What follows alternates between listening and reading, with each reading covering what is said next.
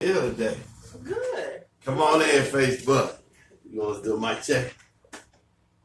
Thank you. Yeah. Check your mic. Mic check, mic check. Mic check. Told you love, I see you watching. Let me get my drink. Check your mic. Hello. Can you hear me? Hello.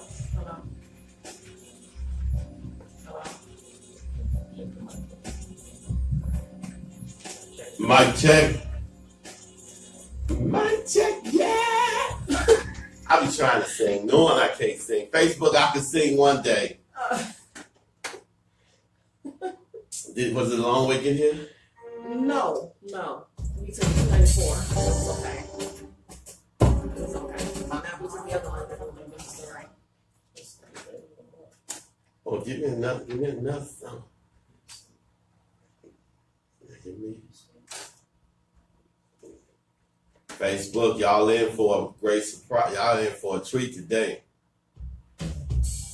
Yes. Is the mic on?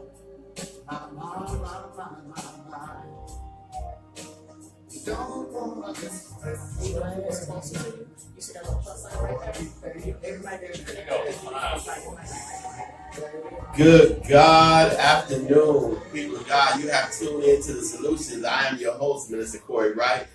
And as always, we know what the problems are. We know we need to solve them. What I offer on this platform is solutions. Dedicated acts of action that bring about true change, not just talked about change. And no excuses. Excuses are man's tools of incompetence that build bridges to nowhere and monuments of nothing.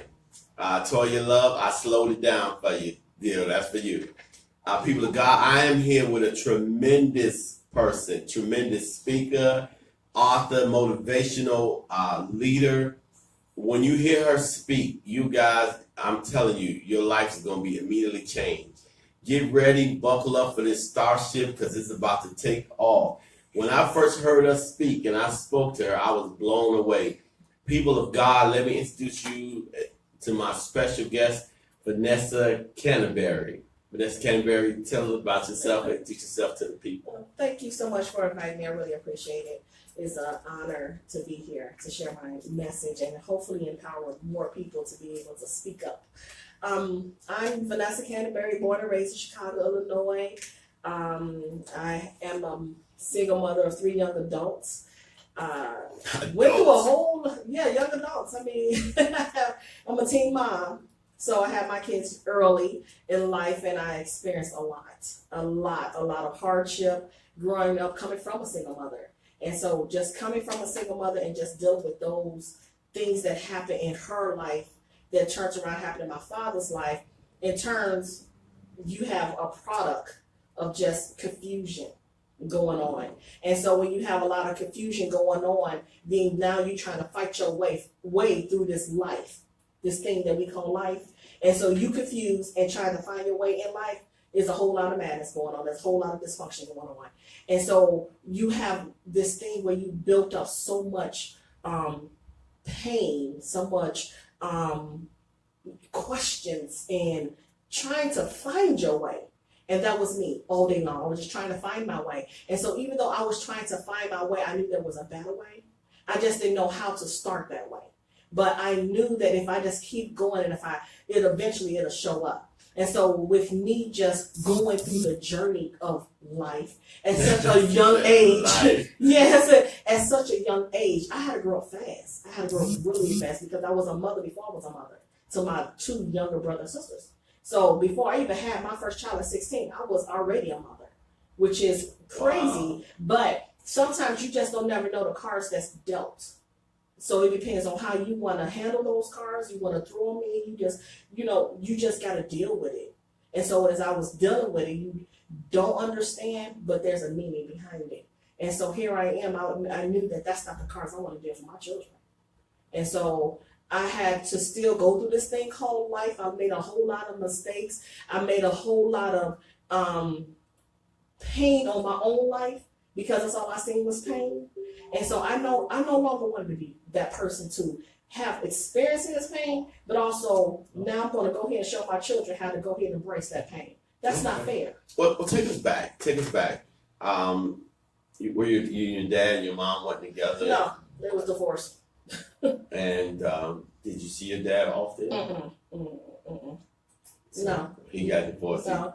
When you get divorced, your children are caught up in it. And I didn't matter because my brothers mattered. I was the girl. I was the third girl, first girl, really, on both sides. But he would pick them up and not pick up me up. So it was like I was just with my mom. I didn't know him like that. My brothers knew him, but I didn't know him like that.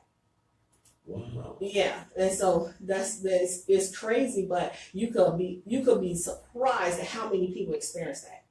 You know what I mean? Even though they was married when I was young, but they got divorced when I was young. And so my brothers know him, I don't. So he went on with his life, she went on with her life, but they really didn't go on with their life. Is that making sense? It does. You know what I mean? So you could go on with your life, but you have not healed from all the pain that transpired through all of that dysfunction. And so now you got these children and it was okay. That's not okay to let your two go with the same father, but your third one don't go. That's not okay. Wow. You know what I mean? Because we have to be real honest with it.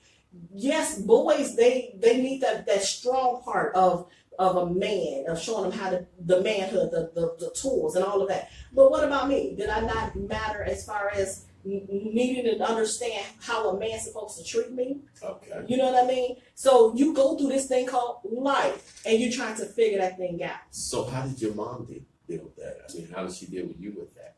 How did my mom deal with it? How can a person deal with it when they haven't dealt with it? That's two different things. Come on. So you could be able to just have this facade on your face and say, you know what, I'm just gonna go ahead and just handle it. But really, you're not handling it because every time you move, there's a disruption that's going on some way, shape, form, or fashion in your life because you haven't dealt with the things that happened in your past. So now you have these children, and now with these children, your children are going to react to the way you respond. Wow. So you're 16 years old, and was your mom there, or she wasn't there, or you had to really step in to fulfill the role of big sister, but surrogate mom? She was there but wasn't there because she was still trying to find her way. You know what I mean? Because what we tend to do, we tend to put layers on stuff and cover that stuff up, hoping that it's going to go away. And it don't go away because you never uncovered it. You never removed it. You never faced it head on. And so with you not facing it head on, yeah, you go out there and produce some more kids. But still, again, what happened to the kids that you already have here? It makes no sense. You have to be able to deal with the situation that's right in front of you so you can be able to move forward. So you don't continue to make this dysfunctional mistake. But I learned along the way of just growing and evolving and just being a mother by myself.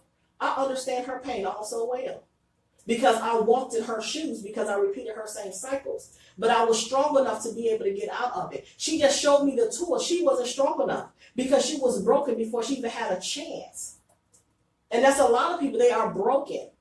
They're broken. They upbringing breaks them before they had a chance to be able to experience life. That's a good point. We're talking about that now at Destiny Works Life Change Center on 7959 South Western. Pastor Robert Sam II is my pastor, and he's teaching on dysfunction. They'll be here next May teaching a series on dysfunction, on what the box that our families put us in that was passed generation to generation. And wow. And so then you had kids with the young man she was in love with. What happened with that?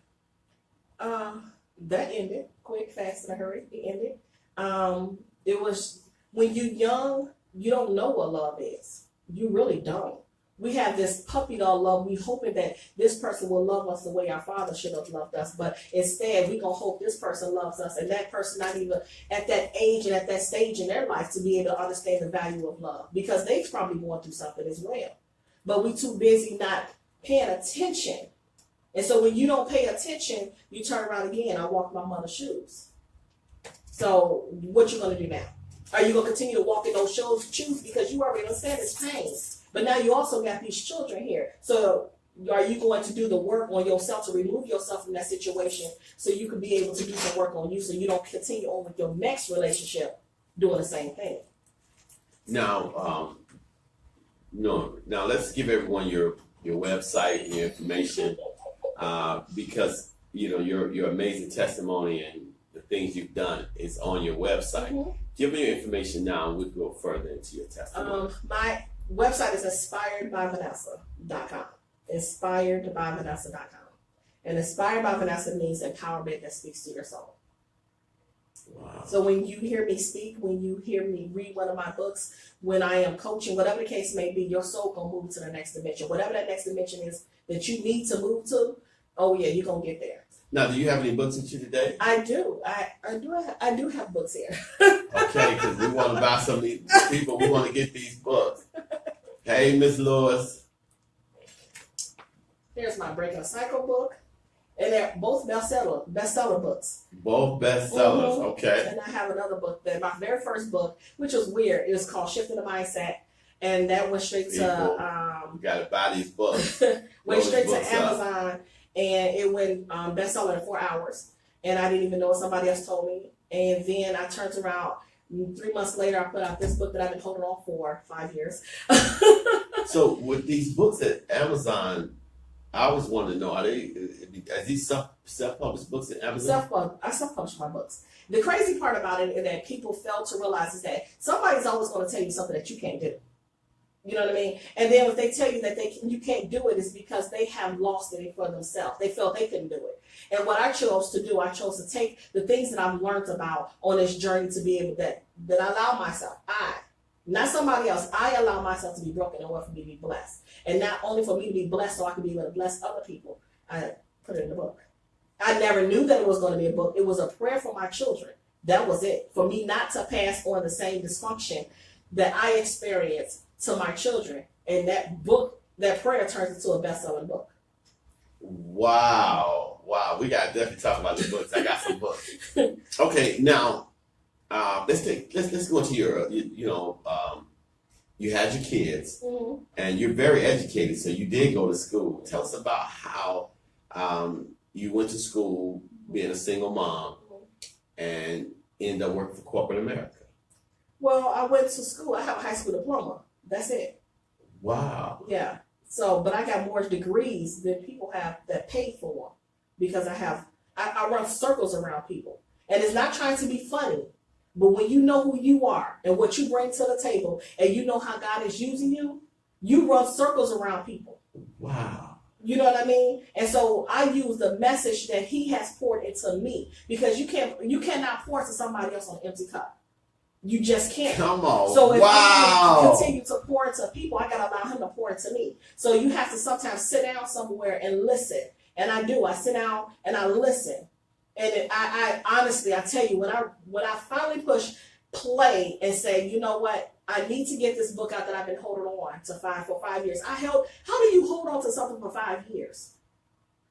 Wow. You know what I mean? But a lot of people do it. They hold on to stuff for 5 years that somebody else needs it, right? But see, I had to go through some old stuff in my adult life.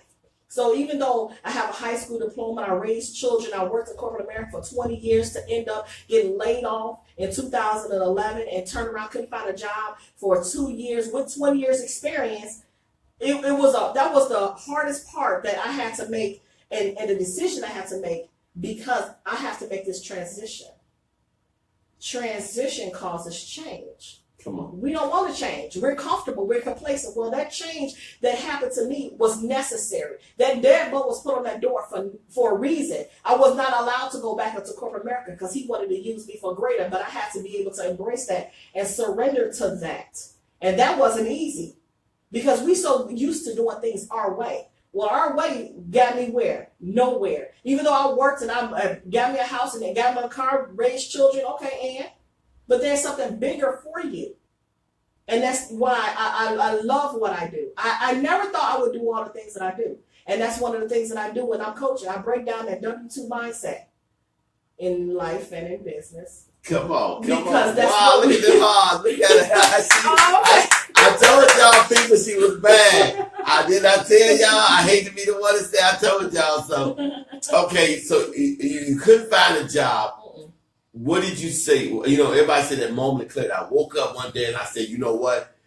It's time to do something different. Tell us about that day. That day I cried so much. I was on my knees and I was crying. And I was in my room, and it was I went through so much in 2 years, and in 2 years I went through so much, and I was lost. I was a lot. Yes, you can accomplish so much, but you get to know who your people are when you going through that, and that was the test in my life where I lost it. I lost darn near everything, and it was revealed to me, the people, family, and friends, the ones that need to be removed. You got to start removing these people, Vanessa, because they can't go where I'm ready to take you. And I had to accept that. That was hard, but I had to accept it. And so I was crying. I was beating down doors, begging for someone to hire me, and nothing. I knew that unemployment was going to run out. My bank account was low as heck. And hopefully I was going to get an overdraft fee the next month. And I had to be able to be honest with my situation and just surrender and say, you must have something bigger for me. But whatever it is, you go ahead and have your way. And it was crazy because it was the beginning of the new year. And I was watching TV Jakes. And he looked at the camera. He said, this is your season. This is your opportunity. You take it and you run with it. And I cried like a baby. I said, wait a minute, hold on. But see, this is the thing that we fail to do often. We will pray about an opportunity, but we the first ones to run from it. Wow, say that again. Say that again. We are good for praying for an opportunity, but the first ones to run from it. I no longer want to be that person to run from an opportunity because I know that my situation is what caused me to be in this right here. So I'm going to be open to opportunity. I'm going to do my research. I'm going to do it all. But I want to be open, and I allow myself to surrender. So I wasn't going to take it back this time. So with me just going through that moment, doors open. Like there was no, it was just the most craziest thing. But he was waiting for me to say yes. And that's what he does. He's waiting for us all this time. We think that he forgot about us, and he really didn't forget about us. You forgot about where your faith lies, who you're supposed to lean on. You too busy worrying about everybody else. You too busy getting permission from them when you need to be going to him. But see, that's what we do. And I no longer wanted to do that. Okay. So I had to remind myself, who was there for you when you was going through, when you was raising these children by yourself, when you was making sure that you didn't want to break the cycle. Who was there all along? And so I had to remind myself, go back there. And so once I went back there, I surrendered. I said, I'm done. You said a lot of opportunities. Tell us about some of those opportunities. Oh my goodness. Scary opportunities. Scary opportunities because we don't want to invest in ourselves. We don't want to spend no money on us. We don't want to spend money for our greater. We don't want to do that. That's why majority works the job and majority are broke. Okay, you're right about that. You know what I'm saying? We too busy doing that. We have to make sure there's nothing wrong. I'm not trying to knock anybody who have a job because I did it for 20 years. The problem is when you don't have nothing outside that job. Because that job said, you know what, we no longer can make your paycheck for the next 2 weeks. What are you going to do? Yeah, you can go to unemployment. I did it. And that almost ran out. Then what? Okay. Are you going to constantly be a consumer, or are you going to learn how to be an investor? Are you going to constantly let somebody write you off, or are you going to learn or are you going to learn how to write some things off? You got to make a choice so you can be able to do something different. So once we get out of that W-2 mindset, we can be able to move forward and be able to make better decisions for our future. And so the opportunity had presented itself, and I scared the heck out of me, but it made sense. So I turned around, and the opportunity was for me to have a direct sales business. And that's how I started. Direct sales business? And I don't do direct sales. That's not what I do. I come from the administrative field. But it made sense. And I was like, okay, well, how the heck you do this? I don't know. So I was like, let me stop doing this. Okay, let me stop second guessing, because that's what we do. We'll talk ourselves out of some stuff. And I didn't want to do that. And so I turned around and I took a leap of faith. I invested in myself, and I didn't look back. And so it allowed me to be able to generate some additional income, and I help people around the world. And then it turns around and allowed me to be able to start my next business, which is my speaking, my coaching, and my author. Start that business. So you gotta build it, and then turn around and invest some more and build that too. So officially, when did Inspired by Vanessa start? Inspired by Vanessa started 4 years ago. It started 4 years ago, like documented 4 years ago. And I was doing it way before then, but I was like, just, playing around with it. Like, okay, what do I really want to do with this? And the next thing you know, my daughter said, I said, well, what do you name your business? My daughter said, Mom, you need to say Inspired by Vanessa. I said, why would you say that? She said, because you always inspire people. And I said, yeah, that's true. Right. And I was like, well, what does that mean? And that's where empowerment that speaks to your soul. And it just slowly but surely just took off.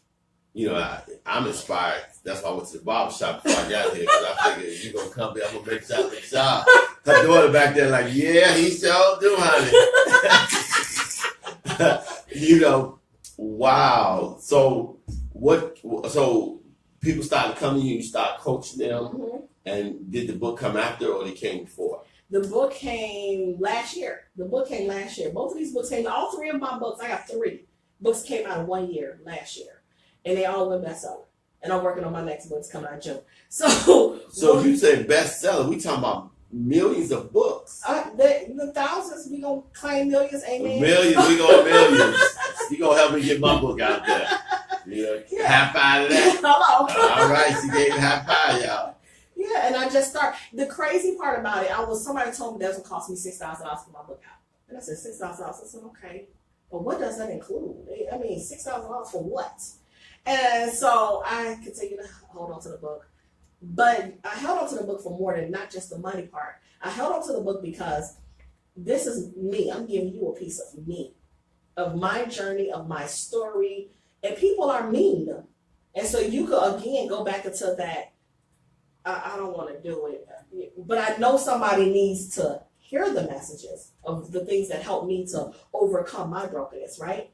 And so I said, well, you know what, Lord, the people that needs to come into my life to be able to help me get this book out self-published, where it's not going to change and make it their story, but it's my story. We got to be real careful with that, because people will turn your story around and make it for them. Okay. But it's your story. And so I was like, okay, how do I do this? And I turned around, and people just come to my life about various things. And I was like, what? Get out of here. But see, again, when you lean on him, come on.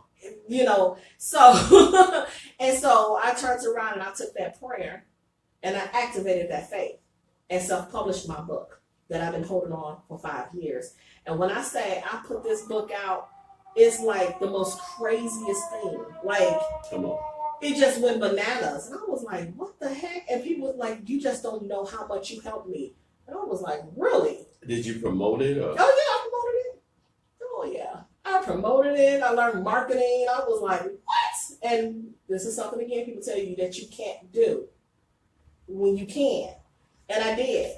And I marketed the heck out of the book. It's on Amazon. It's on my website. It's all over social media. My daughter posted a book of her taking a picture of that book, and it went crazy. And the orders just kept coming in more.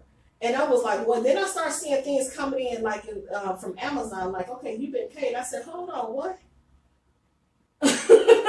Wow. So you have to be, if you want it bad enough, you're going to make it happen, right? And if it's good, people going to be the door to pat to your door to get it. This is the thing they say, and I tell people all the time, you are the problem or you can't be the solution. Which one? The solution, y'all. I love it. I love it. You know what I mean? So you have, there's a lot of people, there's a lot of problems, and people are looking for solutions. Which one are you going to be? And now you also do radio. Yeah, I did radio. Okay. I didn't do radio. I switched it over and moved over to podcast because it just made it much more convenient for me, because I am a co-owner of Changing Minds Online. And what we do, we spotlight people who are changing minds online. And we give them an opportunity to share their message on our platform so they could be able to, so people could be able to say, okay, dang, somebody is out here doing X, Y, and Z. I was looking for that. Whatever the case may be. So, yeah. Put my hand up, people of God. There you go. There you go. So, yeah. Wow. And now I know people are listening right now, like, okay, because you have come from some very adverse situations, and now you are known globally for your amazing speaking ability. What would you say to them to inspire them to say that you are not defined by your situation, but your actions? Oh yeah, you're not defined by that. The best thing for you to do is to get up, to take action, to be able to know who you are. Be authentic. That's the best thing that you could be. Nobody is a better version of you than you. Come on. And so if you just be who you are, people will gravitate to that, and that alone. You are your own competition. It's not to your left and it's not to the right, and you are your own competition. Because what I bring, I know what I bring to the table, right? And so I'm good at what I do. And so with that being said, you have to know that you are good at what you bring. You have to also understand that you have a purpose. You have a calling on your life. You got to stop, putting the call to voicemail, three-way calling, or seeing if this is real. You have a calling. When are you going to answer the call to your calling? Because we all have one. And I had to answer that call. So answer your call to your calling so you could be able to do what you love. When you wake up every day, you love what you do. And if you don't love what you do, then you need to question how can you be able to change that around so you can do what you love to do. You know what I'm saying? You could do it, but are you willing to put the work in? Because this didn't happen overnight. This did not happen overnight. This was some sweat, some tears, some questions. You have to go with your gut feeling that this right here, this thing right here, this thing that you have that you've been birthing and you've been holding for so long, it's time to push. It's time to push and stop playing with this thing. Because somebody is waiting for you. Somebody is waiting for your story. Somebody want to know, how did you overcome? Somebody is waiting because somebody over there is suffering. And it's not fair for them to suffer when you already overcome that situation. So why not share your story? Come on. You know what I mean? So when you know that you got what that could be able to give the antidote to what could cure some people, you need to be able to show up. Wow. Now, you got me at and I can talk forever, but you got me like, I want to hear some more Hercules. That is so powerful. Okay, now let's get into your faith, because I can tell, Spirit is showing me you're a great woman of faith. Do you go to what church you attend? Who's your pastor? Look at the hearts flying in here. Are you a minister? Do you speak? Tell us about your religious. I'm not a minister. I'm just a vessel. I'm a walking, living vessel. I'm a walking testimony. I went through a lot of tests, and so I have a lot of testimonies. Go to the Church of House of Hope. With Pastor Meeks. Yes, with Pastor Meeks. And and I just instilled that into my children to make sure that you have a foundation. I wanted to make sure they have a solid foundation, not a shaky foundation, because society is already shaky. Okay. But I wanted to make sure that my children have a solid foundation so they can be able to say, because we all going to go in our own direction, and I may not agree, but they're going to come back on home. Well, tell us a little bit about your kids, their age, their names. We got one soldier with you right now. My oldest one, her name is Chantrell. That's she'll be 25 this year. 25. Whoa. Yeah, she'll be 25 this year. The one who's with me, my mini me is Khadija. She'll be 23 this year. My baby, well, he's not a baby, but Emmanuel, he'll be 20 this year. So my children are my biggest supporters. Okay. We did this thing together. They seen their mother hit rock bottom, and to be able to come and now stand. When I say hit rock bottom, I hit rock bottom losing my job. So for my children to see that it's possible to get back up, get back in line, and start walking again, it's the most amazing feeling, because where I come from, you don't get that. You don't get that, Mama. What you are so amazing. To be able to my kids still spend time with me. At that age, they don't really spend time with me. They don't normally do that, but my kids, they love spending time with me. My son, he was just promoting my book to one of his friends who couldn't stop reading the book. My daughter just was with me to be able to sign a contract so I could be able to do a woman empowerment event. And I'm an introvert all day long. Give me some, that people don't believe it, but I'm an introvert all day long, but I know I got a powerful message. And so my daughter was like, Mom, it's time, you got to do it because people are asking. And that was the hardest thing. She finally seen how it was when we went out in public and I was overwhelmed. Now people are starting to know who I am. And so she was right there just cheesing all day long in the background, cheering me on. And so my children, that's right there is my foundation to be able to say, dang, my mama's a single mother, but she came through. You know, just because she was a teen mom and only have a high school diploma, my mom still came through. A lot of people would have just said, oh, well, I only got a high school diploma, I don't even matter. That's not true. You do matter. You woke up the next day, so you do matter. You have an opportunity to make it better for your children. You could be able to make minimum wage, but there's still ways to make it better. There's ways. And they show me every day. Like when I go to them right now, because you know they got the young guys. So, and I said, you know what? This is the book that's coming out. And I was like, okay, these are the colors. And my son looking like, Mama, that don't even look right. Okay, my daughter's like, well, Mama, if you just change this over here and change it. And I go back to them and tell them, okay, this is the final version. Okay, leave it right there. Don't. You know what I mean? Because that's what we need. That's my team. That's my team. I can't make no moves without my team. They my ride and die. That's who been with me. When my mother wasn't strong enough to be able to say I'm proud of you, or my father didn't even show up and say I'm proud of you, or any family, that's okay. But when they start seeing these books and they seeing Vanessa Canteberry on social media, they go after my children. And so, yes, people come out of the woodworks now. Family and friends are coming out of the woodworks now because they see I'm on social media and people starting to know who I am. And so my kids be like, don't do that. That's my mama. That's my mama. Don't do it. See, if you didn't starve with us and you didn't go through the things that we went through, come on.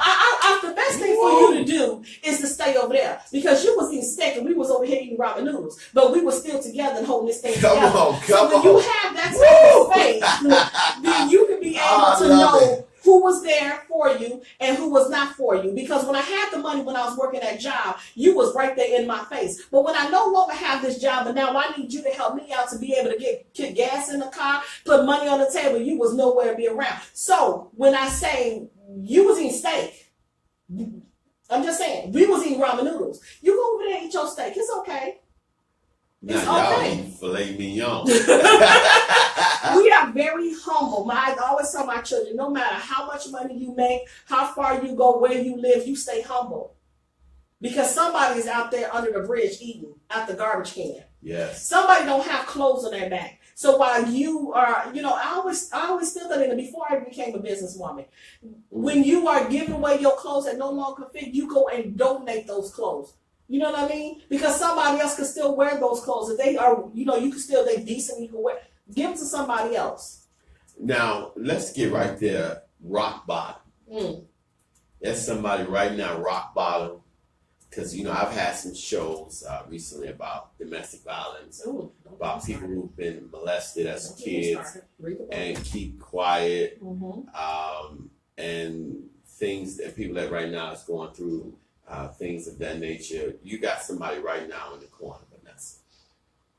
They got a drink in front of them. They got a loaded gun in front of them. They're contemplating suicide. They're like, I don't know where to begin. I don't know what I'm going to do. Vanessa, tell me something. That was me. That was me all day long. And I had to remember. How so? Oh, my goodness. When I hit rock bottom. I went through depression real bad. Contemplating how I could be able to just take myself up out of here. Oh, my goodness. It was horrible. I went through it. Right? I went through so much dark days. But you got to understand in those dark days, when you're going through what you're going through, you need to hold on to give God something to latch on to. If you're not reaching out so he can latch on to you and pull you through those dark days, then what you're going to do, you're going to keep on slipping away, right? But if you latch on and you just go on through, it may hurt, but there's pain in your purpose, and you have to understand The pain is your purpose. This is just temporary. You going through this for a reason. No matter how much mess of a test that you feel that you're going through, in that mess of a messy mess, there's a testimony. No matter how dirty it is, because if I give you $100 right now, it done went through the rain, it went through the snow, went through some mud, it was even ripped a little bit. At the end of this day, the value still remains the same. So if you don't understand your value, I want you to hold on, I want you to latch on, I want you to go ahead and understand that he's ready to pull you through. He's been waiting for you all along. He's been calling you. He even has somebody come knock on your door. Even in the middle of the night, he will turn your situation around. I'm a living testimony of it. But you have to understand that you need to listen to the silent voice, not the one that makes all the noise, that's making ruckus, that's all negative. The silent voice is something that's going to be positive. That silent voice is speaking to your soul right now. And he's been telling you all along, I've been calling you. I've been calling you. I even went through your auntie, uncle, and all them to call you, but you still didn't answer. So I'm going to go ahead and send this box. This box is going to look crazy right now. It's going to sit at your doorstep right now. It's been messed up right now. But you got to understand, this box may not be pretty, but up on the inside of that box, when you open up that box, it's going to be something that's going to be absolutely amazing. But I need you to open up this box. If you trust me enough, you're going to open up that box. You're going to stop, because I've been trying to get to you all types of ways. Your phone's disconnected right now, but you got Wi-Fi, and I still been calling you. Come on. Wow. People of God. I told you she was bad. Okay. Somebody out there that's got a book in them. Somebody got a business in them. Somebody saying, how do I get started? What is the mindset and the mind frame I need to have for Vanessa Canteberry's success? If you want it bad enough, like real bad enough, you don't have excuse-itis. Okay, no excuses. No. Excuse-itis. Excuse-itis. What's excuse? Excuse-itis is you got a habit of making excuses after excuses after excuses after excuses. So at the beginning of my show, man's tools of incompetence that build bridges to nowhere and monuments of nothing. Come on. You have to remove that. You really do. Somebody done told you that you can't do it. That's that W-2 mindset. But you allowed them to tell you that. W-2 mindset. I love it. You know what I mean? You have to be able to understand W-2 in order to make the transition to the 1099. We got to break that mold of the W-2. What allowed you to stay there? What allowed you to stay stuck? Why did you allow somebody else to keep you stuck? It was plenty of times you worked that job, right? And you wanted to go for that promotion, but they told you can't qualify for that promotion, but you end up doing that job and not making that money. But you allowed them to do that to you. That's that W-2 mindset. You have to get out of that one-way thinking. That cubicle, why do you have three ways? If you look at a cubicle, it's three ways. There's only one way in and one way out. So you have to get outside of that mindset. So if you go get Shifting the Mindset that's on Amazon right now, that's a bestseller, you will understand. You have to shift the way you're thinking. Just like the heart has some vessels on there, it goes different ways to get to your heart to get that blood flowing. The same thing with your mindset. You got to get out of thinking of the reality shows as the way to go. I'm not knocking on reality shows, but that's not the way to go. You know what I mean? You have to be able to think so differently. Your thinking got to be so crazy. Like, what? You want to blow some people's mind, but most important, you need to be able to blow your own mind. When you read something, you want to say, dang, did I just read that? Did I just write that? Did I just say that? Absolutely. Still to this day, some of the things that I say, I'm like, whoa, wait a minute, hold on, where's the replay? Did I say that? But see, because I know who I am and I know that I'm walking testimony, I understand that I'm a vessel, he's going to show out and say whatever he needs me to say to his people. Because at the end of the day, we are his people.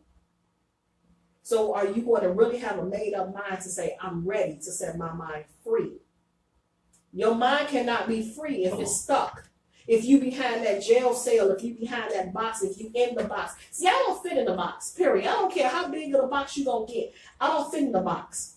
I no longer put myself in that box because what I have, the gift, the purpose that I have, the message that I need to bring, it can't be boxed up and delivered to you. So you have to have a made up mind that I'm going to do this thing scared, crazy, and all. Because every time I write a book, every time I coach, every time I speak, I'm like my next book right now, I'm scared. But I want to be scared. You know what I mean? Because if you're not scared enough, then it's not worth putting out there. You want to be so scared when you put that book out there. You was like, dang, I did it anyway. Wow. You know what I mean? Because when I put my Breaking the Cycle of Brokenness book out, it scared the heck out of me because I'm giving you a piece of me. My next book is called Do I Not Matter? I'm giving you another piece of me. Mm. You see what I'm saying? Because that piece of me was a piece of me that allowed me to be able to put it into a book because I know somebody else will understand and they still question themselves, do I not matter? Well, yes, you do matter. And I'm going to tell you the reason why you matter. Mm. You see what I'm saying? Yeah. I didn't know. I said, see, this is the thing. I said I was writing one book, which is Breaking the Cycle of Brokenness. That's the book that I said I was writing. God shows different. When you surrender, that's a whole different ball game. And Shifting the Mindset came out 3 months prior. I wrote that ebook in a weekend, in 4 hours. I never put nothing out in that 4. But then Breaking the Cycle came out. It was just flowing. I was like, whoa.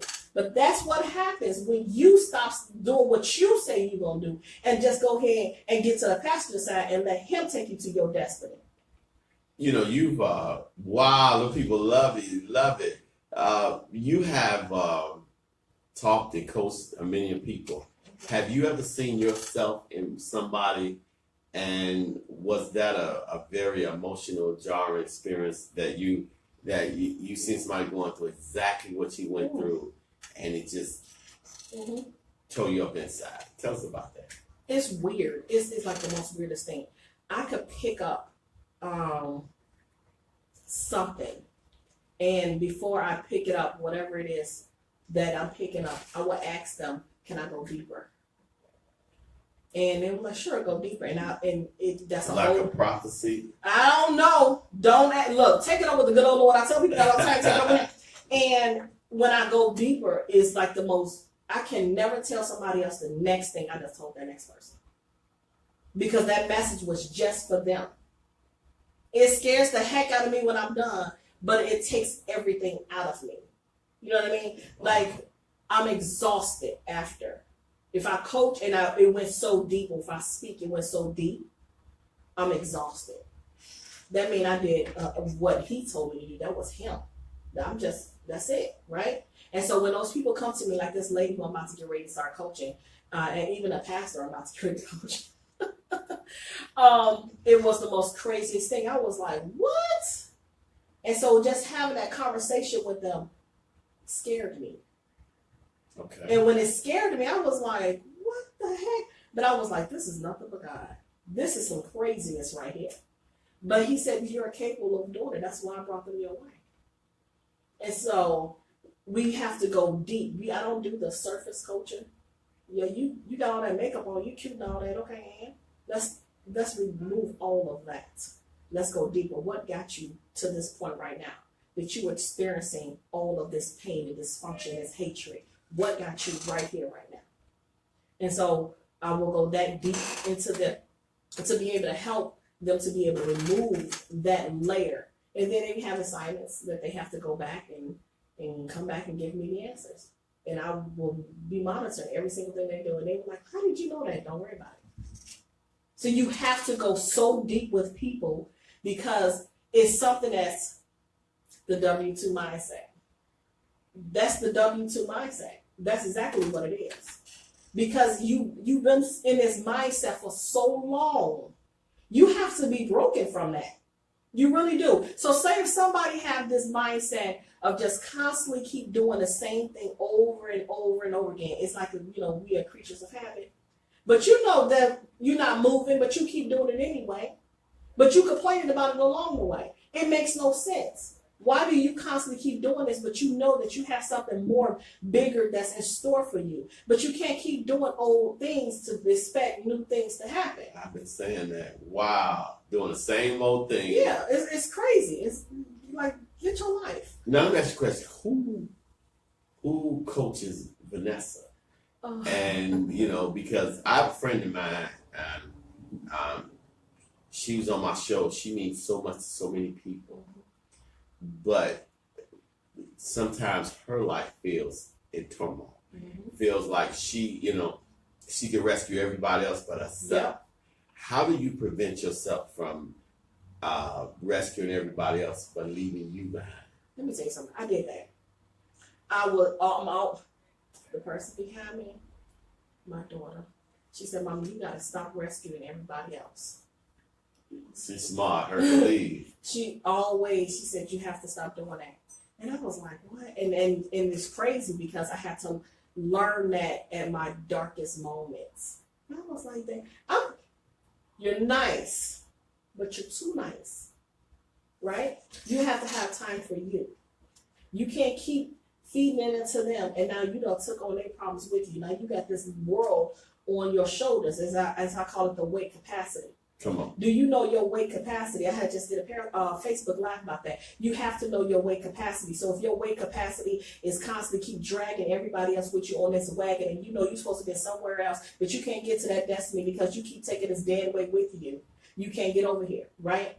So I had to unleash and let those people go. When I asked God to reveal and remove those people that's not supposed to go on this journey with me, He revealed them. It was the most painful thing, but He also removed them because they was not meant to go on this journey with me because they was weighing me down. Family and friends, you gotta let them go. And those that's supposed to be in your space, in your journey, they will show up. He will bring them to you. You know, like they say, there's a time and a season for everybody. Well, sometimes you should let that season of those people go a long time ago, but you choose to hold on to them because you so invested into them, but they haven't invested into you.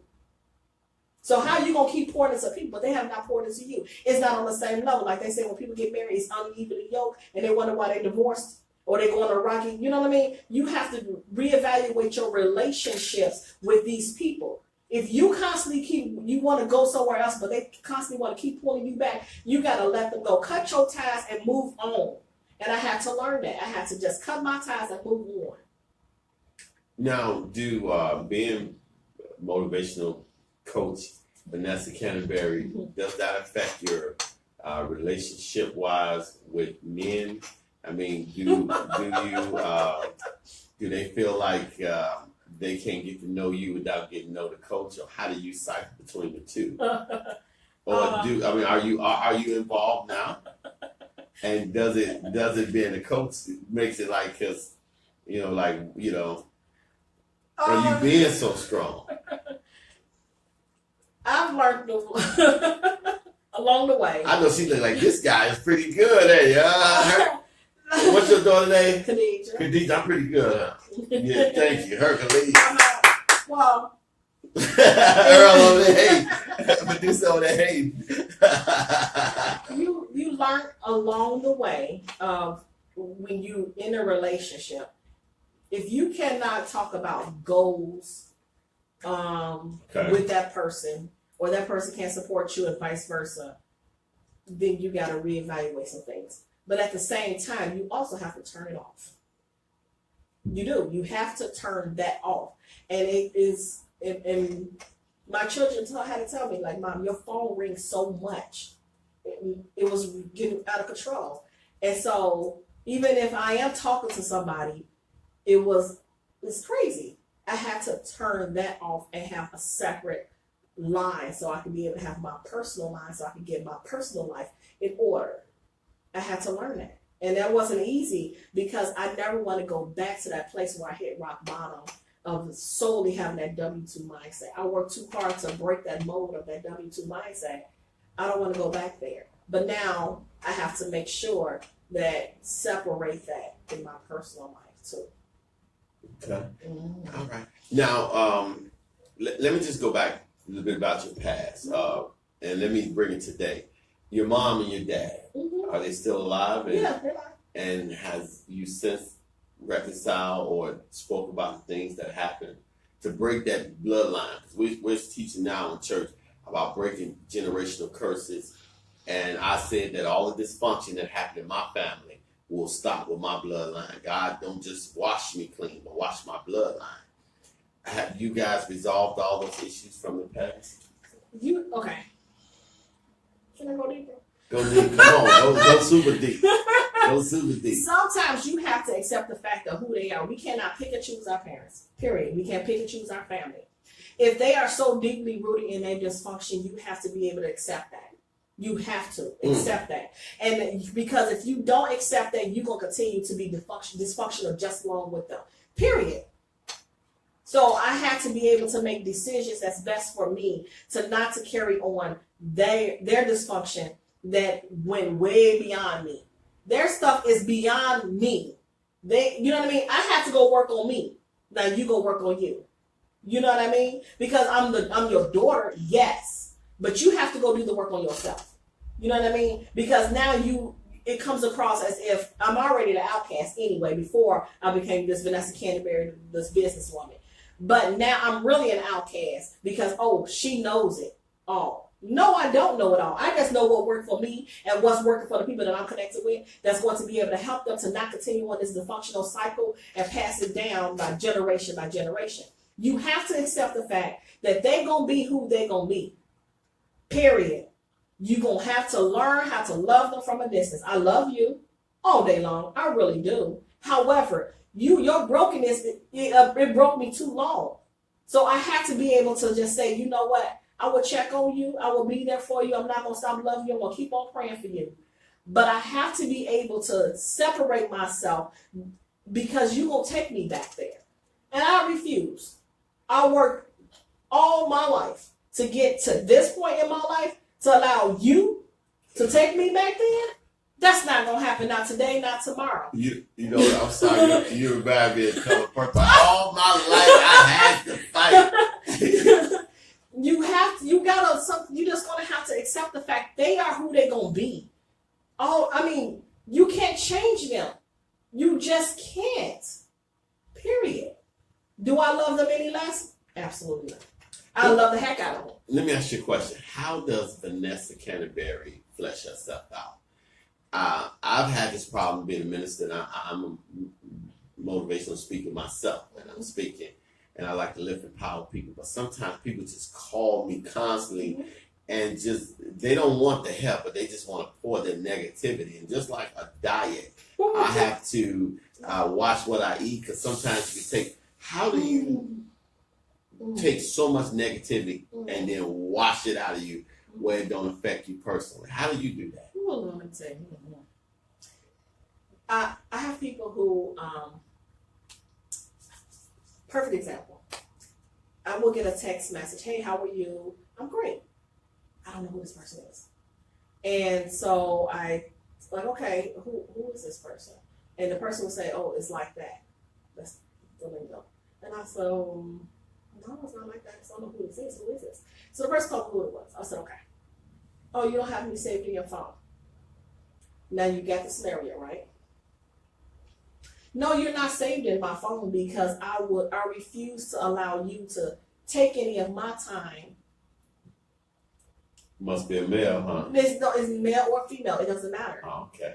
I'm not going to give you any more of my time. My time is precious. That's something I can't get back. So unless we have some type of connection, some type of way that's going to be in a positive atmosphere, then no, you will not be saved in my phone. Period. You have to stop giving your time away to everybody. Everybody does not get your time. Like me, I'm not for everybody, and I'm okay with that because there's enough people in the world to be able to distribute. I'm just saying. So therefore, I would not just give my time to you because you call me, you have my number, whatever the case may be. We spoke in the past, in the future, or you maybe want to, in the present. But if there's no value there, why are we connected? Stop allowing people to just be connected with you and they don't give you any type of value, but you allowing them to take your time, to be able to negotiate your time, and now you are trying to make up time for the time that you done gave away to somebody who didn't give you no value. That makes no sense.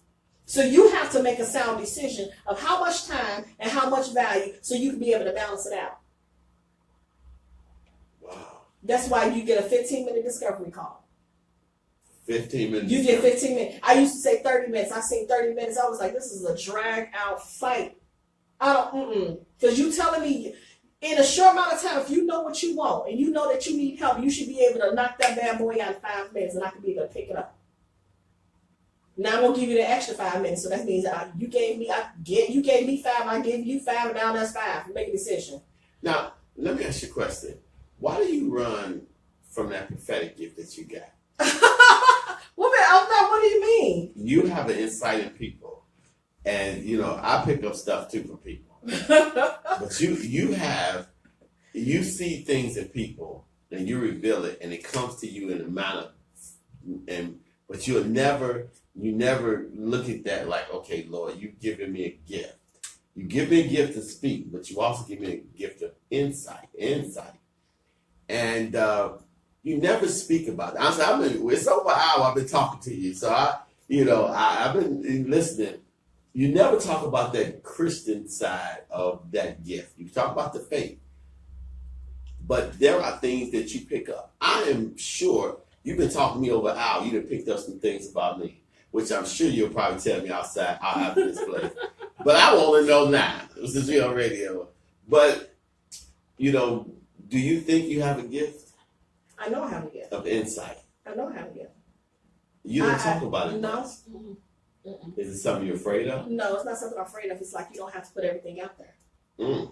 You don't have to put everything out there. You just don't. You put everything out there, and then it's like, now you want to go and take it back. No.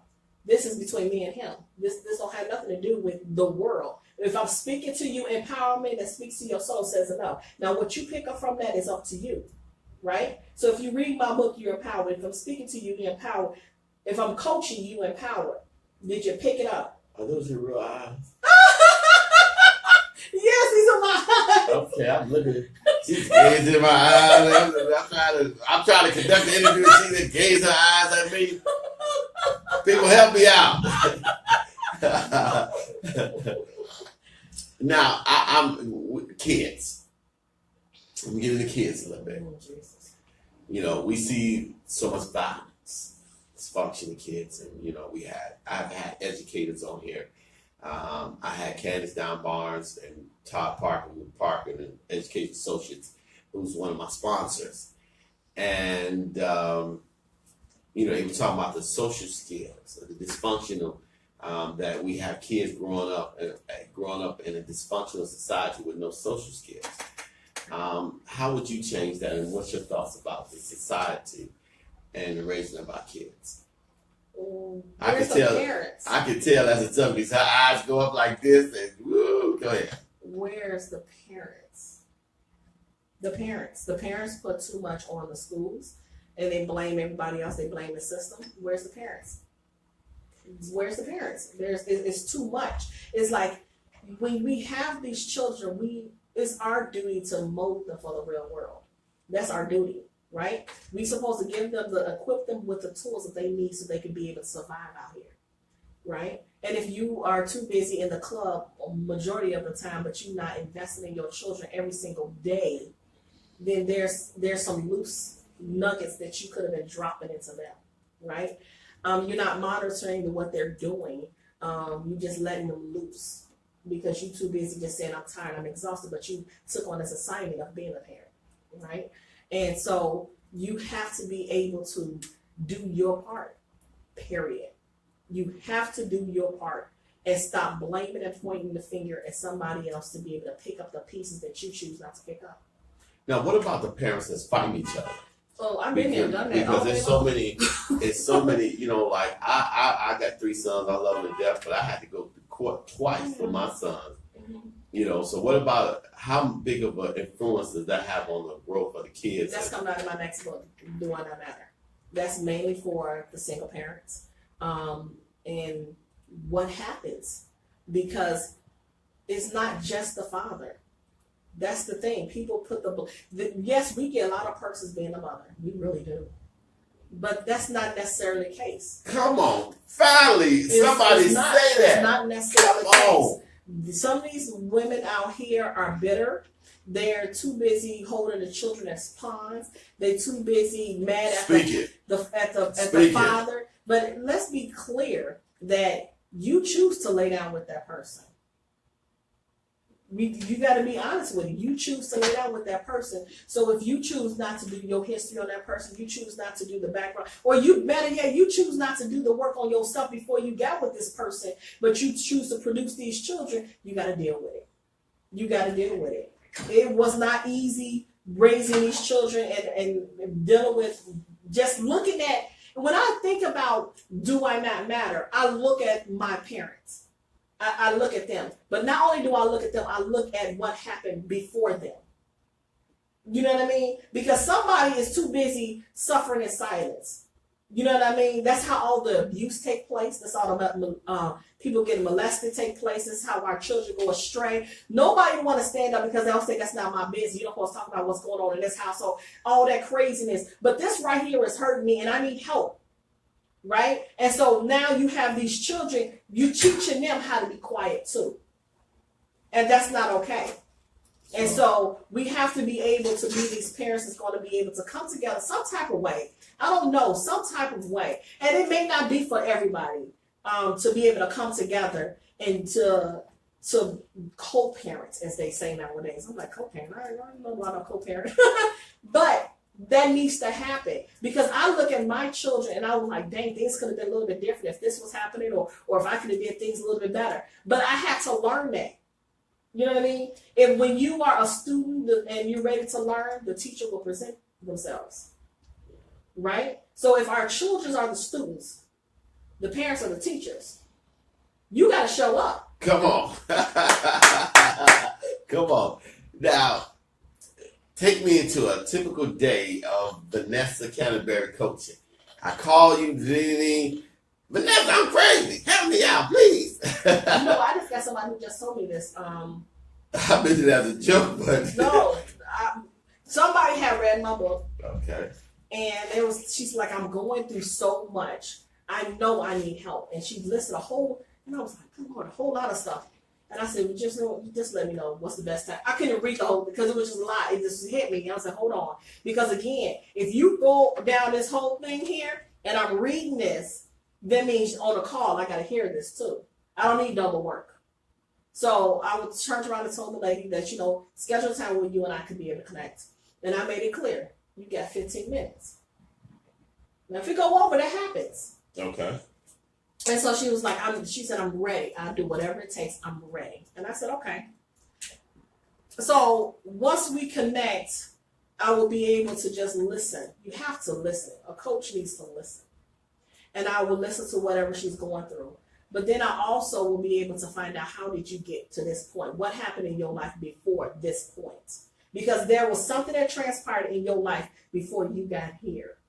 Maybe it was 5 years ago, maybe it was 10 years ago, maybe you've been like this all your life. But what happened before this point that allowed you to stay stuck? Because the thing is, you need to get unstuck with this. You got to detach yourself from this thing that's keeping you here. And so once we get to that point, I can be able to move forward. And then whatever you want to do in your life, let's do a brain dump. Because we do the matrix too long. Brain dump. You have to do a brain dump because we're the matrix. That's what I will call it. The matrix meaning that I want to do this, I want to do that, I want to do that. Okay, you just talk about all the stuff you want to do. That's the matrix. You're everywhere. That means you're not going to do it. Period. You're not going to do it because you're just over here doing all of this other stuff, right? And so when you do a brain dump, you can see it on paper. And now you can do a process of elimination. Now let's take this off of paper and let's find out how we can be able to help you to monetize this. That's the thing. Because there's something out there that you could be able to do that you can monetize off of, but you don't know how because you was too busy doing the matrix. You're everywhere, right? Especially if you've been working in corporate America for so long, you are told what to do, right? So this lady reached out to me and she told me, she said, well, somebody had, this doctor had referred her to me. And they were with this other program. I don't know what it was. But she said, she told me, you have to speak to Vanessa. And I was like, what's so special about Vanessa? I don't know. And so the lady said, well, she told me I have to speak with you. I said, okay. So I was like, well, what's going on? We had a conversation. And once we had the conversation, the one thing that stuck out, she said, I want to be able to do my business, but my job makes it hard. Wow. Did you hear what? I want to do my business, but my job makes it hard. Wow, she just answered her own question. No, that didn't make sense. Right. Think about it. Your job makes it hard. How is your job making it hard? Because let's be clear. If anything, your job done made it easy for you. Because it told you what time to be at work, what time you're going to get off, right. How much money you're going to make. That makes sense. You know what I mean? Good. So your job is making it hard. No, your job is not making it hard. They told you every single thing that you're supposed to do, and they let you off for 2 days and let you be free to do whatever you want to do, so you go back to the slave ship whenever. right? Yes. So your job is not making it hard. You are making it hard. But let's talk about hard. Hard is when you got to turn around and start your business from the ground up. Hard is trying to make sure that people can believe in what you do. Hard is making sure that your client is satisfied. Hard is making sure that if there's referrals or whatever the next level that you want to go to, and you still want to be to constantly be able to build that thing. Now that's hard. Wow. So now again, is your job hard? No. The job is the best thing. Okay. Oh wow, that's good. Now, the hard's coming up. Do you work with a group of people, or are you just? Oh God, it's getting so crazy. When I say it's getting crazy, it's getting bad. Why you Oh say that? God, so many people reach out to me, and now it's like to the point where I do one-on-one coaching, and now I'm creating a whole program to be able to do group coaching.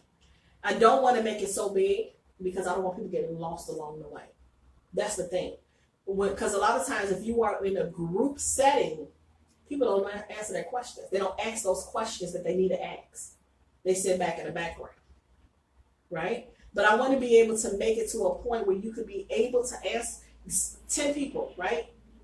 Ask your questions, because there's no such thing as a dumb question. That's right. Ask the question, right? So you could be able to move forward and get those answers that you need. So now I'm creating something soon, to be able to do a group setting of coaching people to be able to, there's a 2-part to it. One part is they probably not ready to start their business, but they need to get unstuck from being broken. Okay. The next one is, why are they in their business, but they're stuck and they can't go to the next level? Because you can have a business and you can still have a W-2 mindset too.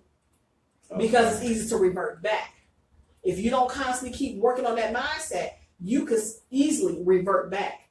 Oh, it's going to get a little bit too hard now. You're going to set back and you wonder why nothing is happening because you done gave up in your business. I did it. That's how I can speak about it. So you probably at one point would probably be looking for motivational speakers and people.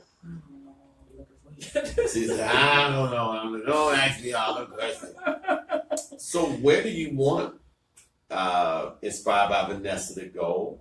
Do you want to be a household name?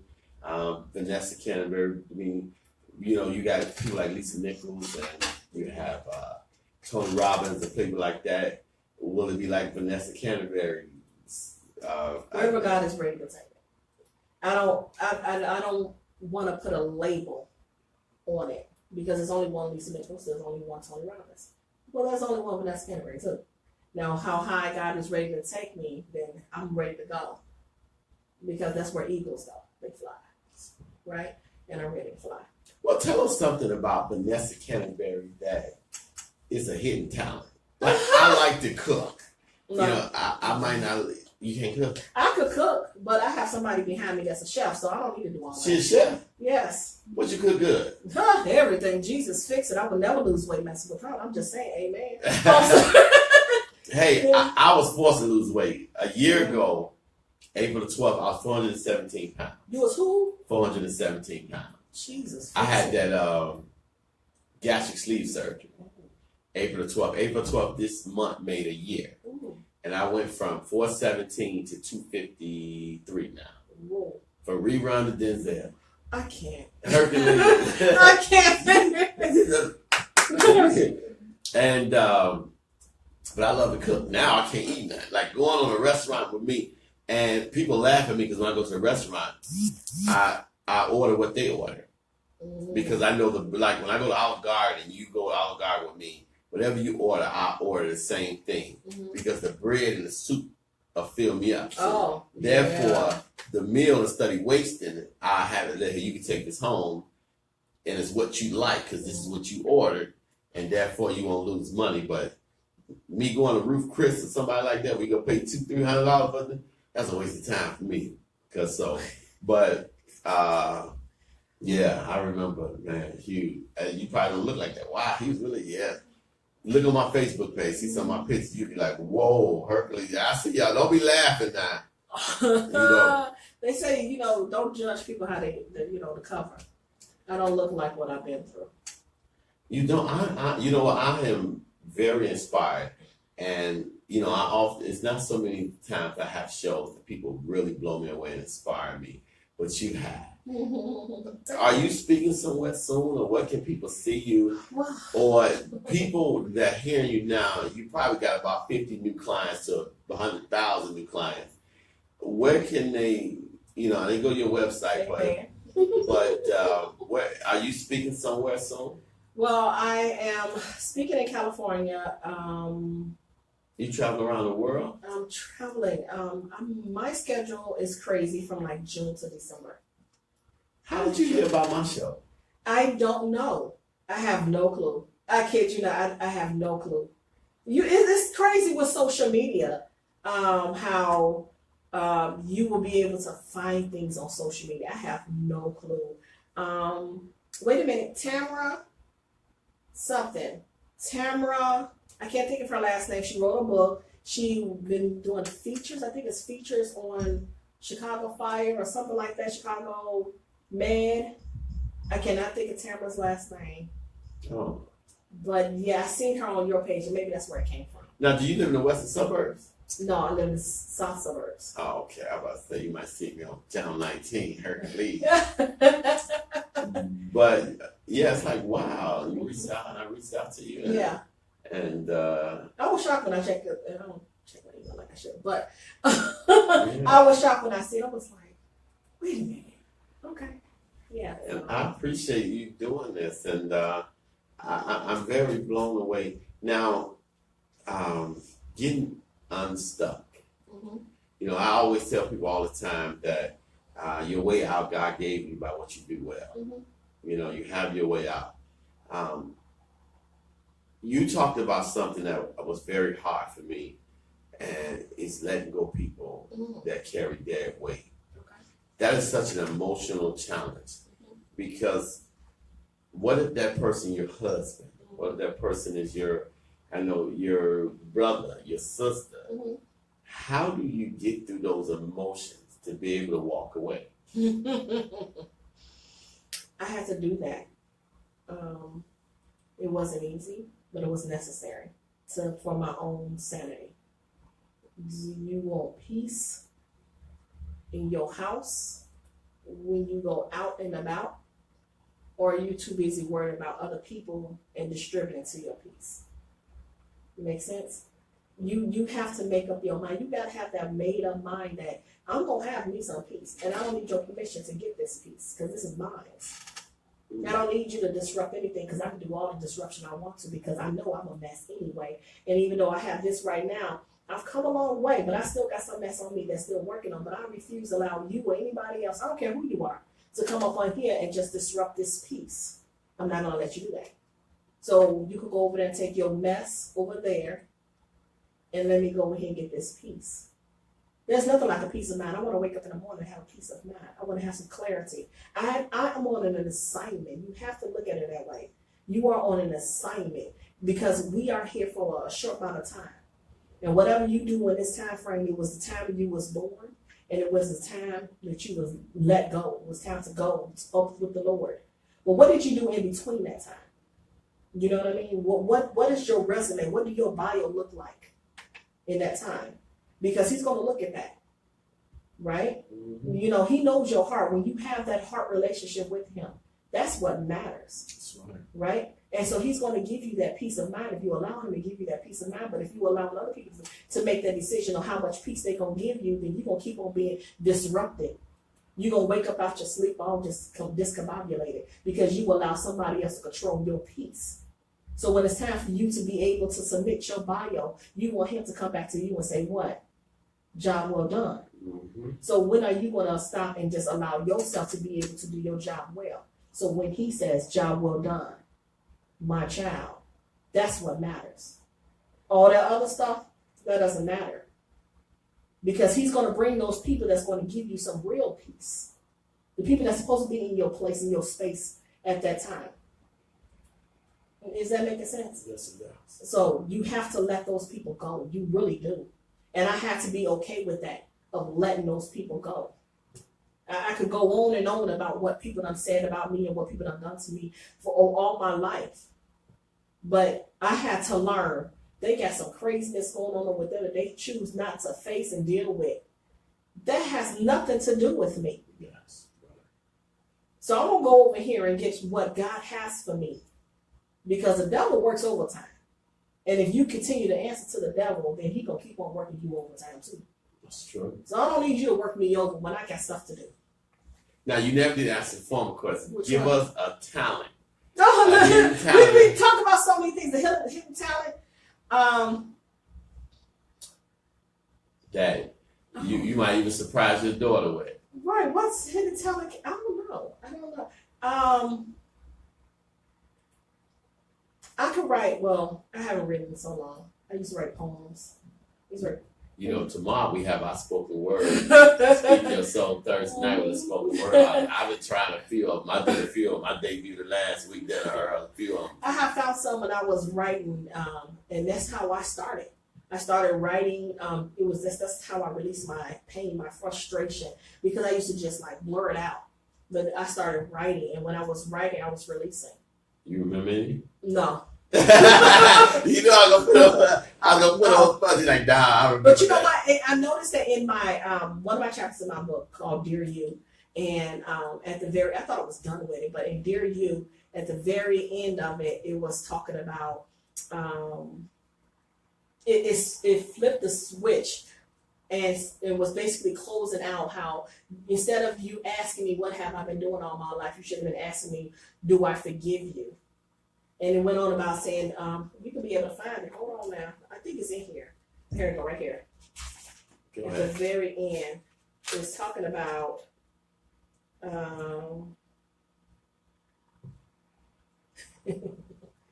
it's shocking sometimes when I still read my book. Jesus, Lord, help me.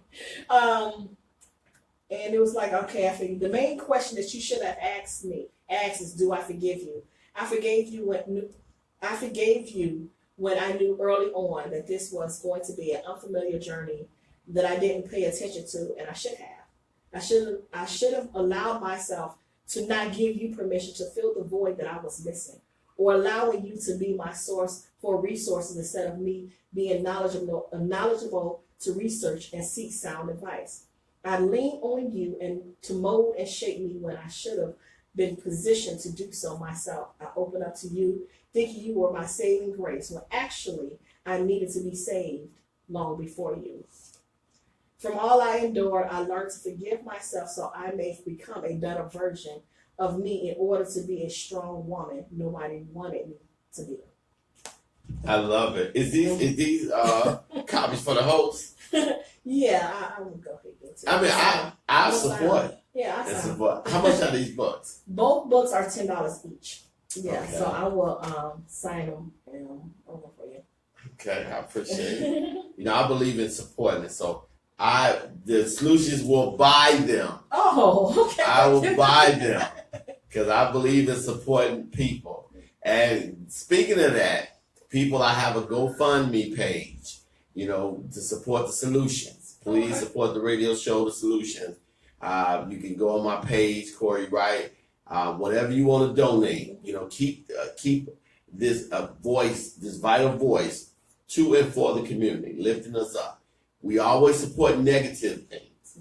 Let us support positive things. If this show has been a blessing to anyone out there, please support the show. And to show you that the show support the artists, I am going to buy these books, $10 a piece. I am going to buy them. So to show you that we support our own, because this is powerful. And I know exactly who these books are going to. Darlene, they're going to dial you right away. I'll get them back from you, but I know you need these books, and I'm definitely going to buy them. It's crazy now that men are reaching out to me who have ordered my books. And I was like, what? Is the one guy, a pastor, he wanted to tag me on Facebook. He said, oh my God, if y'all don't get this book. He said, I've learned so much about me. And I'm a man, but you know, you never know who your audience could possibly end up being. So you just, again, you always got to share your story. You have to share your story. All right. Now, I want to talk a little bit more about your business. Okay. How many months does the coaching session go, or could it be a reoccurring thing for years, or what's the initial setup for coaching? Well, coaching, you could be able to coach with me 3 months and then 6 months. And the reason why I don't do a year is because that's a long extended period of time, right? And I want you to involve. I want you to be able to go and do the work on yourself. And if you need to come back, you'll always be able to come back. But 3 to 6 months is what I do, a one-on-one coaching. And then when I start doing my group sessions, it's going to be like a intense master coaching session for like 6 to 8 weeks. And it's just going to be able to take people through various journeys. I already started on one, is to be able to help people to birth their purpose. Because sometimes people just don't know how to get that started. And so that's one of the things that I'm going to be on next. Now, have you ever had a 911 coaching session? A person that was like, this is it. I can't take no more. Vanessa, I'm about to jump off this building. No, I haven't experienced that one. Never had one. No, I have not experienced that one. I did have people reach out to me and say some things, and in the blog I said, call me right now. You know, something like that, but not to the point where they're going to jump for the bridge. But I do have a lot of people reach out to me and say, you know what, every time you post something, I'm always looking out for it. And that's the crazy part about it, because I had stopped, and we're going to rewind a little bit. I stopped posting and putting up positive messages because I could not put it out there anymore. In Halloween 2010, my brother was killed. And I was always sending out messages every single day. And it got so big, it was like a group of people, email, it was huge. Every day before I started my day at work, I would send out messages. And people were like, dang, where are you getting this? I don't know where it's coming from. It just comes out. And so when my brother was killed, I couldn't even post nothing. And people would inbox me and text me like, I didn't see the post. I'm like, there's nothing. I can't give you anything. I'm empty. I can't give you nothing. And it was to the point where I remember my kids getting on my page, and it was like, man, I just wish your mom would be able to post. And she's like, she can't. She has nothing. But what she do, she'll come back. And so my brother was killed in Chicago, walking down the street. Broad daylight. It was gangs said he wanted to get in gangs or whatever. And he was walking down the street and they killed him. And he wasn't in the gang, but that's the violence that goes on. This is why I'm very verbal more and more now about you just don't understand that the craziness is going on. And that's why another reason why I have to get my book out, the Do I Matter? Because that's related to a lot of kids straying.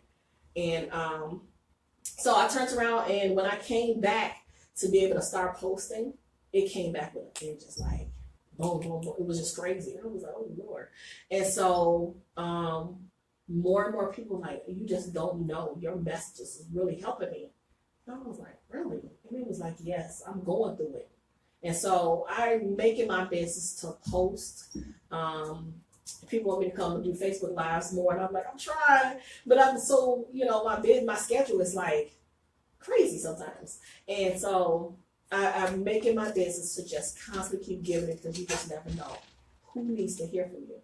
And you never know who's watching at the same time. I only do Facebook Live. I'm thinking about doing Facebook Live a little bit more. Oh yeah, but Facebook Live. I only do it more now that your daughter showed me how to do it, because I upgraded before I came here and it flipped everything around. Oh yeah, Facebook Live is the way to go. Everything is this. I tell people, if you could stream, you could stroll through social media. If you can be able to see the garbage that's going on, then you need to have a business. Right. Because people are online. People are out there. They want to know, what can you do? What message that you could be able to bring to people. You'll be surprised. People who reached out to me, been speaking on stage. That's how I started speaking. Somebody reached out to me she worked with Les Brown. That's the crazy part about it. I was like, speak for what? What you want me to do? And I was not speaking at the time.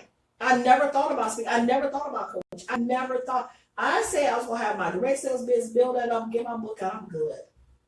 That's what I said I was going to do. But it just got to the point where it was just, oh, wow, really? You got so much passion, so much fire. So what gets Vanessa going? What inspires you? Knowing that I want to make a better impact. I have 2 grandchildren.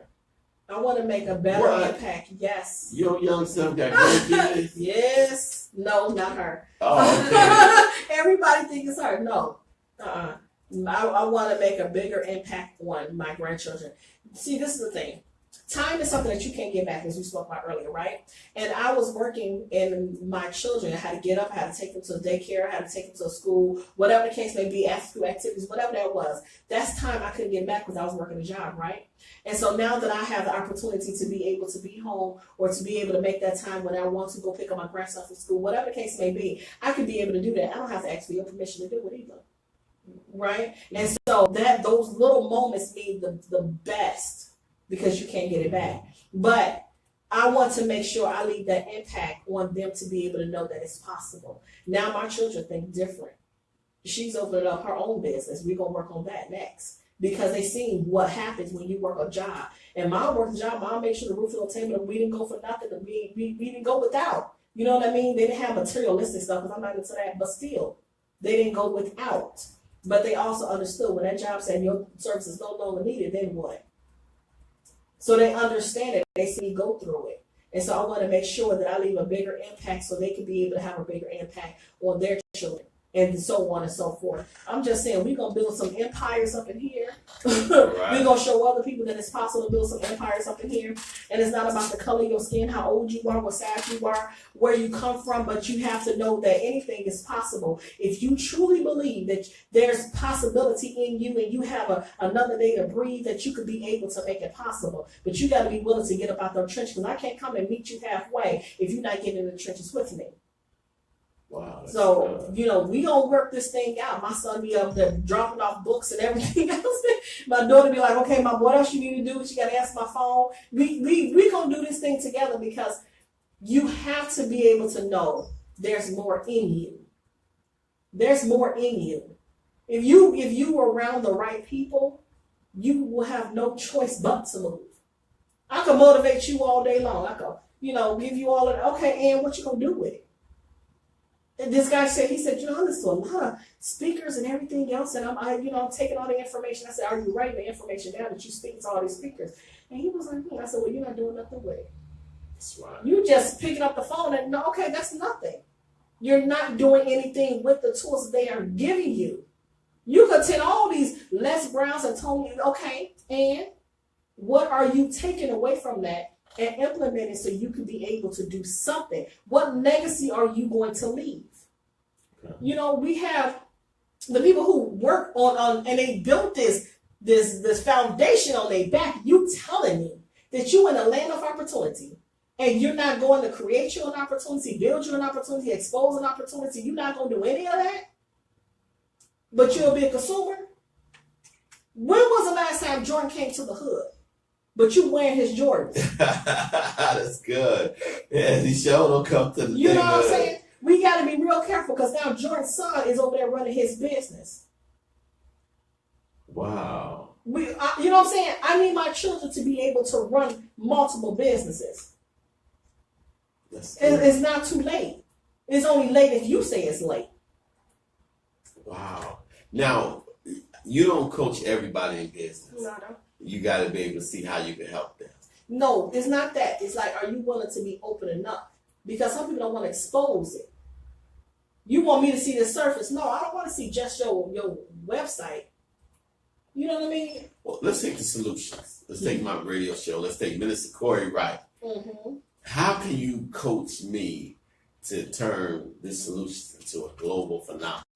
You have to look at your platforms. I have to look how you market it. I have to look at, where's your website? Do you have the money is in the list? Do people know about that? No, they don't. Money in who? In a list. Do you have a website? Yes. Do you have people subscribing to your website? No. Okay, then you lost money.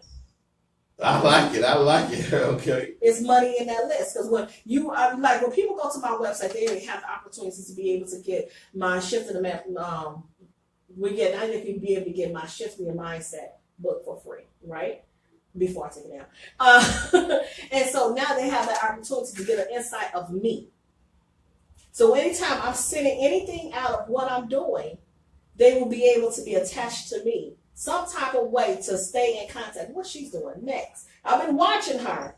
But how I can't keep up with all this? They say that the Facebook you only go up so much. You only can see so many people. Like I got almost 5,000 people on my page. Wow. So if I got 5,000 people on my page, but only 400 of you guys are seeing my information and what's not my list, get them over to your list, your mailing list. So you don't. That's what right there. Check mark right there. All right. I see. I got my shirt. I checked myself. So that right there, you need to be able to get that up and going. Can they be able to find every single thing that you're doing on your website, and it's not overwhelming? When you went to my website, was you able to see every single thing that I did on my website? Yes, it was amazing. And I built that website. Somebody told me I couldn't build that website. You see what I'm saying? Don't allow anybody to tell you that you cannot do something when you can do it. You just got to sit down somewhere and do it. Mm. So come on, man. You inspire. You are bad. You are people of God. I told you she was awesome. Tell us some of the things you love. Tell you some, I know you love your family, love your kids, but tell us some of the things you love to do for recreation. What do you love to go? What do you love to do? I don't travel just to be able to have fun travel. I want to be able to start doing something. Maybe I don't know, just talking about that. That's crazy. We want to be able to travel more and do some of the things I was able to do with my kids when they was younger. So that's something that we're going to be putting in place hopefully this year. Get my life together. And take that time out and just have that time to be able to sit back, relax, reevaluate some things, and go from there. Then a lot of times people have conversations about money. Family don't have conversations about money, their future. So sit down with my kids and talk about what's for the future.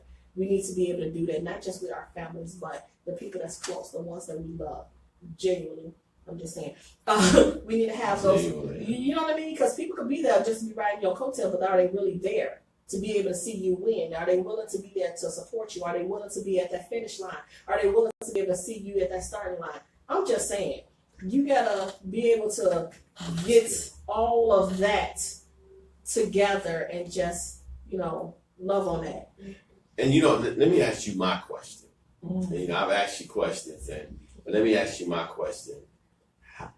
How do you get over the trust issue? And what I mean by you being successful, I'm sure you make good money doing what you do. It's just like me doing radio. My show has really taken off. It reached people. It reached you. It reached people. And a lot of people want the exposure, but they want to invest, or people want to use you for what they can get, opposed to let me invest in the machine. I just want the benefits of it. How do you deal with people like that? I don't. I don't. I used to. I don't.